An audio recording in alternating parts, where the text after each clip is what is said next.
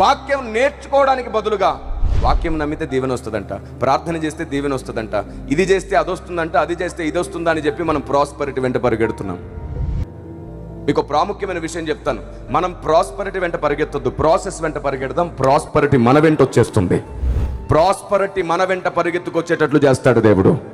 మనకు ప్రాస్పరిటీ కావాలి, మనకు దీవెనలు కావాలి. మనం శరీరంతో ఉన్నాం, మనం బలహీనులం. ఆయనకు తెలుసు మనం మట్టివారమని ఆయన జ్ఞాపకం చేసుకొనుచున్నాడు అని ఉంది బైబిల్లో. మనం మట్టివారము, వట్టివారమని ఆయనకు తెలుసు. ఈ భూమి మీద పనిచేస్తున్నటువంటి భయంకరమైనటువంటి చీకటి శక్తులతో పోరాడలేనంత బలహీనులమని తెలుసు ఆయన. అందుకే పరిశుద్ధాత్ముని ఆయన మనకు తోడుగా ఇచ్చాడు. అందుకే వరములను ఆయన మనకు అనుగ్రహిస్తున్నాడు. అందుకే అభిషేకాన్ని మనకు అనుగ్రహిస్తున్నాడు. కంటికి కనబడని చీకటి శక్తులతో కూడా పోరాడగలిగిన ఆయుధాలుగా దేవుడు కృపావరములను ప్రసాదిస్తున్నాడు. అది కేవలం వారితో పోరాడడానికి. కానీ విచిత్రం ఏమిటో తెలుసా?